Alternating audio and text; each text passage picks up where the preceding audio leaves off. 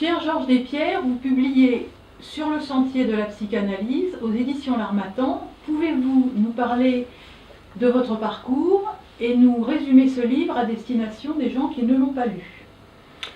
Écoutez, j'ai une formation de base qui est plutôt scientifique et au milieu de ma vie, je me suis penché sur la psychanalyse. J'ai eu un parcours assez long, environ 20 ans de psychanalyse avec Jung, Mélanie Klein, Freud, et j'ai terminé par Lacan, que j'ai rencontré. Et entre-temps, j'ai eu la chance de faire un stage dans un service universitaire de psychiatrie pendant 14 ans, qui m'a formé à cette discipline. Cet ouvrage que j'ai appelé Sur le sentier de la psychanalyse est plutôt à la fois un hommage à ma grand-mère qui était l'arrière-petite cousine de Marie Bonaparte et qui, après la Deuxième Guerre mondiale, a pu beaucoup me parler de Freud et de ceux qui ont travaillé avec lui. Tout cela a mûri dans ma petite tête en vieillissant et au milieu de ma vie, j'ai eu envie de consacrer ce qui me restait d'existence à cette discipline. Donc, au fil de mon travail en institution ou à l'hôpital, j'ai eu des besoins d'écrire, donc j'ai un certain nombre de textes que j'ai depuis une vingtaine d'années. Et récemment, j'ai eu envie de les mettre en forme, suite à un dernier texte sur l'oralité avec le tabac et l'actualité sur la totote, comme l'on dit.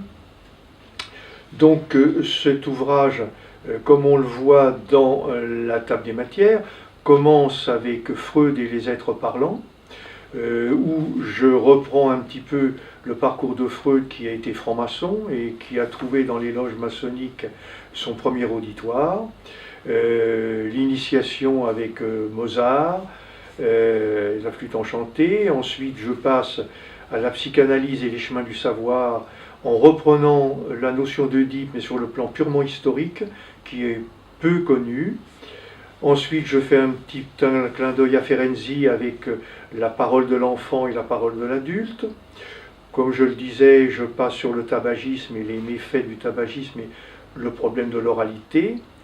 Il est question aussi de la fin de l'analyse dans une vision un peu différente de celle de Freud, qui est celle de la jouissance, corps de jouissance, dans une vision lacanienne. Et puis enfin, une chose qui me tient à cœur depuis fort longtemps, c'est d'essayer de comprendre et d'expliciter ce qui se passe dans tout ce qui est la mystique, tout ce qui est dans ces pratiques comme les ichiasmes.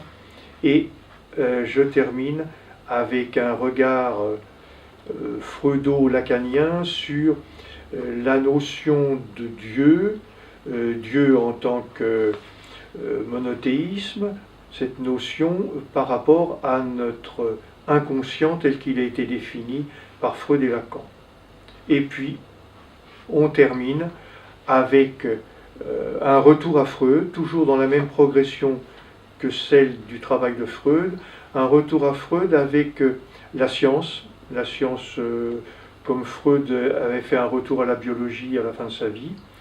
Et là, c'est avec Karl Pribram, qui est un Américain, neurologue et physicien, qui a une hypothèse sur la mémoire en tant qu'hologramme. Cet ouvrage peut être lu par un public non averti ou même averti, chapitre par chapitre. Ce n'est pas un roman, ce n'est pas non plus une tentative énième de parler de la psychanalyse ou d'essayer d'une façon qui est maintenant assez courante d'apporter une connaissance, vulgarisation de la psychanalyse, pas du tout. C'est vraiment sur le chemin, sur le sentier de la psychanalyse avec Freud, même si c'est ma subjectivité qui a conduit tout ce parcours. Pouvez-vous nous parler plus précisément de votre relation familiale avec Marie Bonaparte? En quoi elle vous a déterminé, influencé, guidé? Pouvez-vous nous en dire un petit peu plus? Les problèmes familiaux sont toujours très complexes, c'est pas ici que je vais pouvoir les exposer, mais j'ai su l'existence de la place dans la famille de Marie Bonaparte assez tardivement, vers la fin de la vie de ma grand-mère, qui est décédée la veille de ses 100 ans. Ma mère a traîné les pieds, si j'ose dire, pour me faire connaître Marie, et elle est décédée avant de me la présenter. Peut-être que mon parcours aurait été différent si j'avais rencontré Marie Bonaparte.